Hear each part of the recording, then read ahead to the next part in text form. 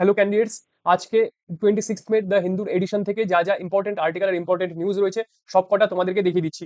প্রথম যেটা সেটা হলো পদ্মবিভূষণ পেয়েছেন পস্থুমাসলি, মানে পস্থুমাসলি মানে মৃত্যুর পর। ঠিক আছে, ধর্মেন্দ্র, অ্যাক্টর, বলিউড অ্যাক্টর ধর্মেন্দ্র। তো তার যেটা অ্যাওয়ার্ড সেটা রিসিভ করতে তার ওয়াইফ হেমা মালিনী গেছিলেন রাষ্ট্রপতির কাছে। তো এই যে এবছর 2026-এ কারা কারা পদ্মবিভূষণ পেয়েছেন, পদ্মভূষণ পেয়েছেন, পদ্মশ্রী পেয়েছেন, সেটার পুরো লিস্টটা যে লিঙ্কে আছে সেই লিঙ্কটা আমি ডেসক্রিপশনে দিয়ে দিচ্ছি ভিডিওর, ওখান থেকে লিস্টটা ডাউনলোড করে পুরোটা পড়ে নিও তোমরা, যে কারা কোন ক্যাটাগরিতে এই কোন অ্যাওয়ার্ডটা পেয়েছেন। পদ্ম অ্যাওয়ার্ড নেই, আরো ডিটেলে এই আর্টিকেলটা লেখা আছে, এই আর্টিকেলটা দেখে নাও। এই আর্টিকেলে তোমাদের কি কি কে কে কি অ্যাওয়ার্ড পেয়েছে সেটা এখানে মেনশন করে দিয়েছে। টোটাল 131 জন পদ্ম অ্যাওয়ার্ড পেয়েছেন, টোটাল 131টা। তার মধ্যে পদ্মবিভূষণ পেয়েছেন 5 জন, তোমরা নোট ডাউন করতে পারো। টোটাল 131 জন, তার মধ্যে 5 জন পেয়েছেন পদ্মবিভূষণ, 13 জন পেয়েছেন পদ্মভূষণ, আর 113 জন পেয়েছেন পদ্মশ্রী। ঠিক আছে। ধর্মেন্দ্র, লেট ধর্মেন্দ্র, যিনি পস্থুমাসলি অ্যাওয়ার্ড পেলেন, তিনি পেলেন কি, তিনি পেলেন পদ্মবিভূষণ। এবার তার সাথে সাথে আর কে কে পেয়েছে, ভায়োলিন, ভায়োলিন বাজান এন রাজম, তার এক্সেপশনাল কন্ট্রিবিউশনের জন্য তিনিও পদ্মবিভূষণ পেয়েছেন। ওনাকে সিঙ্গিং ভায়োলিন বলা হয়। ঠিক আছে, ওনাকে সিঙ্গিং ভায়োলিন বলা হয়। এই যে মহিলা, ইনি এনার নাম হলো মিস রাজম, এন রাজম। তো বলা হয় যে উনি ভায়োলিন দিয়ে মানুষের মানে যে ভোকাল ভোকাল সিঙ্গিং সেটাকে মিমিক করতে পারেন। এত অসাধারণ লেভেলের ভায়োলিন উনি বাজান যে তাকে সিঙ্গিং ভায়োলিন বলা হয়। তো তিনি ক্লাসিক্যাল মিউজিকে গায়কি অঙ্গ বলে একটা টেকনিক নিয়ে এসেছেন, গায়কি অঙ্গ বলে একটা টেকনিক নিয়ে এসেছেন। তো সেজন্য তাকে পদ্মবিভূষণ দেওয়া হলো। আর তার সাথে সাথে উত্তরাখণ্ডের চিফ মিনিস্টার ভগৎ সিং কোশিয়ারি, শতাবধানী আর গণেশ, যিনি কিনা একটা ক্লাসিক্যাল আর্ট ফর্ম আবাধানা, আবাধানা, এই ক্লাসিক্যাল আর্ট ফর্মটাকে আবার রিভাইভ করেছেন, উজ্জীবিত করেছেন। আর তার সাথে কে, founder of Kotak Mahindra bank, Uday Suresh Kumar Kotak. ঠিক আছে। আর একজন গ্যাস্ট্রোএন্টারোলজিস্ট, কল্লিপত্তি রামাস্বামী পালানিস্বামী। তো এই যে পাঁচজন এনারা পেয়েছেন পদ্মবিভূষণ।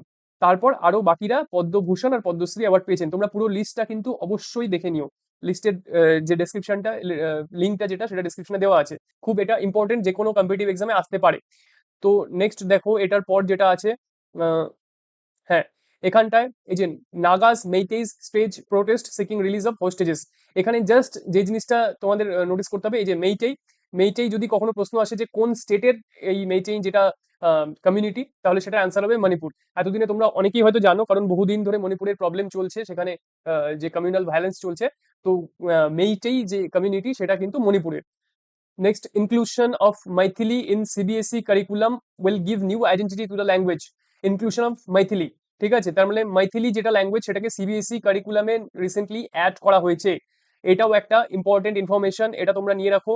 তো মাইথিলি যে ল্যাঙ্গুয়েজটা সেটা মিথিলা বা মিথিলাঞ্চল যেটাকে বলে, সেটা অ্যাক্রস বিহার, যেই Darbhanga district, Madhubani district, Sitamarhi district, এই যে এলাকাগুলো সেখানে এই মাইথিলি ল্যাঙ্গুয়েজটা অরিজিনেট হয়েছে বলে মনে করা হয়। তো এই মাইথিলি ল্যাঙ্গুয়েজটা যে সিবিএসই তে ইনক্লুশন হয়েছে, সেটা কিন্তু একটা ইম্পর্টেন্ট আর্টিকেল, সেটাও তোমরা নোট ডাউন করে রাখো।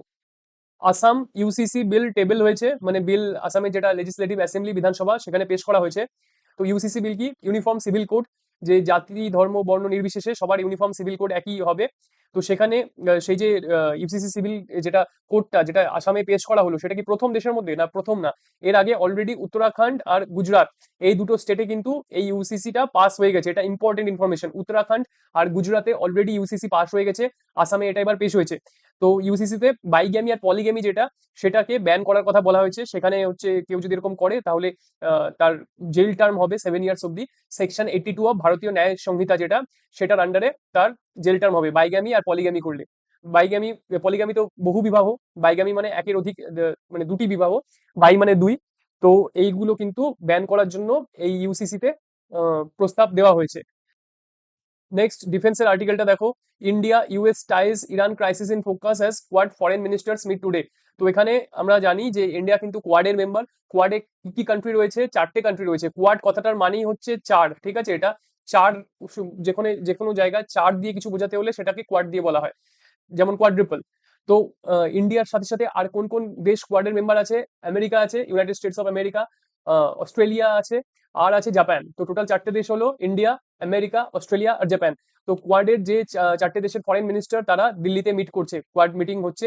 কিন্তু এখানে ইম্পর্টেন্ট ইনফরমেশন যেটা, সেটা হচ্ছে কোয়াডের যে মেইন পারপাস, সেই পারপাসটা কি ছিল, চায়নাকে কাউন্টার করা। এই যে এশিয়া প্যাসিফিক রিজিয়নে চায়নার যে গ্রোয়িং ইনফ্লুয়েন্স মিলিটারিলি ট্রেডের দিক থেকে, সেটাকে কাউন্টার করাই ছিল কিন্তু কোয়াডের মেইন যেটা পারপাস কোয়াড ফর্ম করার। কিন্তু রিসেন্টলি এই যে ডোনাল্ড ট্রাম্প চায়নাতে গিয়ে শি জিনপিং এর সাথে মিটিং করে আসলেন, তারপর থেকে কিন্তু আমেরিকার সুর অনেকটাই নরম দেখাচ্ছে চায়নার প্রতি।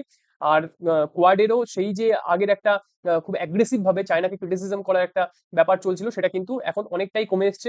ইভেন ইন্ডিয়াও চায়নার সাথে ট্রেড রিলেশন ইমপ্রুভ করার চেষ্টা করছে। তো সেদিক থেকে দেখতে গেলে কোয়াড জাস্ট মিটিং হচ্ছে, কিন্তু এটার কিন্তু খুব একটা এফেক্টিভ ভাবে কোনো পলিসি বা কোনো রকমের কোনো অ্যাকশনই আজ পর্যন্ত হয়নি কোয়াডে। আর এই যে আর্টিকেলটা, এটা একটা বেশ বড় আর একটু ইকোনমিক দিক দিয়ে critical article, why is the Indian rupee falling. ভারতীয় মুদ্রা যেটা আইএনআর, সেটার ক্রমাগত কেন পড়ে যাচ্ছে, সেটা উইক হয়ে যাচ্ছে। তো এটার যেটা জিস্ট, সেই জিস্টটা একটু তোমরা দেখে নাও, কারণ পুরোটা পড়ার দরকার নেই এখানে। The rupee to dollar exchange rate crossed 96 in May this year. মানে এই মে মাসে ডলার, $1 কত টাকা হয় সেটা কিন্তু 96 ক্রস করে গেছে, 96 টাকা ক্রস করে গেছে।